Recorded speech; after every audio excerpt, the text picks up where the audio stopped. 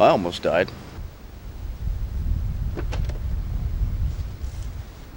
Would you buy a ZV E-10 Mark II? No. It's kind of where I'm at. Here's why.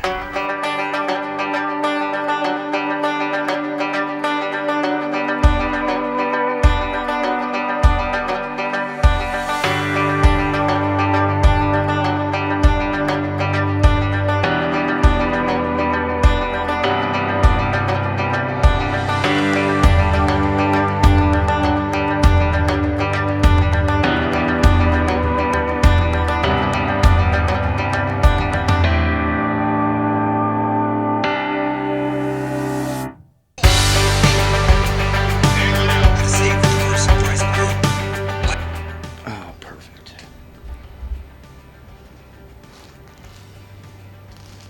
You're laying on the carrot. You're okay. Hey, baby. I love you, Luna.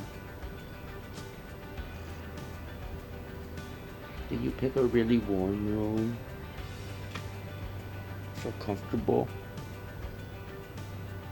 Yeah. I love you. Am I saying this because the ZV E-10 Mark II is a trash camera? No, not at all. Not even close. It's actually kind of an amazing camera, especially considering it's not super expensive. Like 10-bit 422 is remarkable at that price point alone. You look at all the other features that this camera has and it's like, it's kind of ridiculous that it's that inexpensive and it's in this tiny body. I knocked a tooth out at work, by the way. That's why I'm missing a tooth and I have a weird lisp. So why am I telling you that the ZV E-10 Mark II isn't worth buying? Right? Because it is a fantastic camera. It's got incredible features. It's not very expensive. Why would I tell you not to buy it? The reasoning is actually very, very simple. Now that the Mark II is out, the original one, the ZV E-10, is even cheaper than it was when it launched. And I think for the majority of people, the original ZV E-10 is all you need. This thing is a 24.1 megapixel sensor. It shoots in 4K up to 30 frames. It's 4K downsampled from 6K. You can shoot 120 frames at 1080p, which, you know, B-roll, gotta have it. Personally, in my opinion, if you're watching this channel or you're considering either the ZV E-10 or the ZV E-10 Mark II or an equivalent camera, you're probably either a beginner or you're just starting to take photography and cinematography seriously, or you're looking for a good B cam. And in all three of those situations, this room is really echoey. Let's listen to you purring.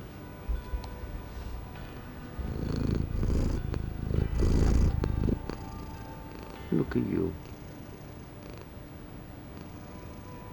You good girl, Luna. Thank you for all the loves. So let's talk scenario number one. You're buying your first dedicated camera and you want to go a step higher than like the $200-300 point and shoot cameras. Everything that the ZV E-10 Mark II has over the original model is more professional level stuff to do with like color grading and that kind of thing. So if you're just starting out and you're just like trying to learn how to use a camera, then all of the features of the Mark II that you can't get in the Mark I are going to be those professional higher end level type things like color grading, stuff that you're not really trying to learn right now. You're trying to have a camera that you can grow into. And while you can grow into the Mark II, the level of things that it offers that the Mark I doesn't are much more down the line.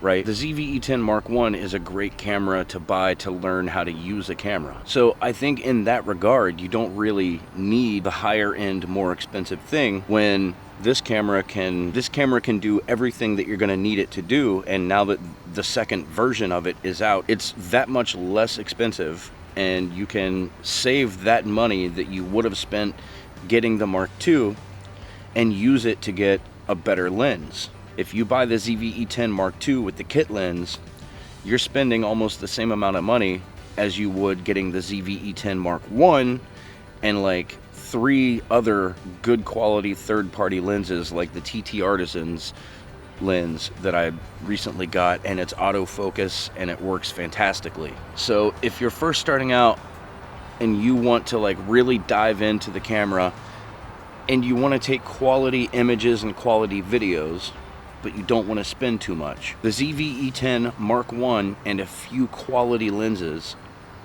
I think, is better bang for your buck than the ZV E-10 Mark II and the kit lens that it comes with.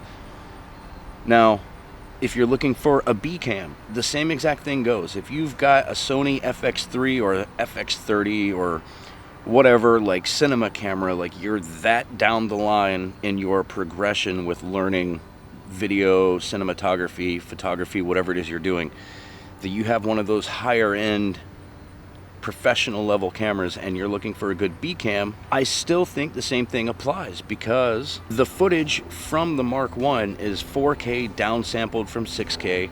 You can shoot in 24 frames a second, and while you can do that same exact thing obviously on the Mark II, the leap in quality is not so high that just for a B cam it's worth $300 extra.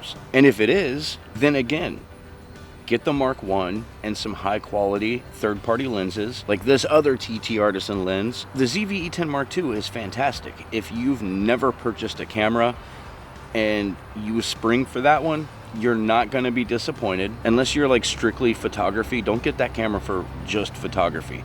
I take photos and I like trying to make videos. ZV E-10 is perfect for that. It's a decent hybrid camera. But if you're just getting it for photography, it doesn't have the electronic viewfinder, so it's kind of a pain in the ass. You will get much more bang for your buck and get much higher quality images if you buy the Mark I. Save that extra money to get a few third-party lenses. This is a 3.5 minimum aperture, the kit lens that comes with the camera, and it's not that great. Like, the images are still good, but you're not getting any of the bokeh, the background blur. And dropping $128 on this 1.8 autofocus lens, I just think that's money better spent than buying the upgraded version with features you don't need, especially if you're like here on YouTube, like YouTube's compression and everything. If you're making like cinema, like you're trying to upload to like indie movie sites or something, or like put your creation in like film festivals, by all means get the one with the more professional quality, the higher, like, you know, bit rates and things like that, which is the Mark II with its 10-bit color. Obviously go for something that can be color graded and tweaked to exactly what you want it to look like. But if you're like here on YouTube and you're trying to make videos here, or you're trying to post TikToks or whatever, having those professional features isn't going to make your content any better, and not having them is going to save you $300 or $400. So I say buy a used Mark I, get one of these 2 lenses that I'll list in the description, and grow with that camera. Enjoy it. It is very high quality. The images you can get are fantastic, and I would probably say if you buy the ZV E-10 Mark I and an inexpensive, high-quality third-party lens, you'll still have enough left over to maybe get like an Artlist subscription or something for a month. That's going to get you a much more professional-looking video than you buying a camera with 10-bit 422 shooting in log. But again, if you want to shoot in log, you want to learn color grading, then the Mark II will be the best choice for you, because it's the only one out of these 2 cameras that has that option. But if you're just trying to create content, there's no need to spend the extra money. Okay, so just to try and drive this point home a little bit, I want to show you 2 images. Now, both of these are shot on the ZV E-10 Mark I, okay? Neither of these images are from the Mark II, but considering that this is photography and they're comparable cameras to one another, aside from that color space increase on the Mark II, the images are comparable. We're going to take 2 pictures of these pink flowers. One of them is going to be shot with the 16 to 50, the kit lens, And that is going to be a comparable image to what you will get with the ZV E-10 Mark II and its kit lens. And then the second one is going to be shot with this, the TT Artisan 1.8. Now, this lens costs less than the amount of money you will save by going with the Mark I and buying the lens versus buying the Mark II with the kit lens. All right, so here's image number one. You can see the background is kind of blurry, but not super so. It kind of looks like it might have been shot on an iPhone in portrait mode, right?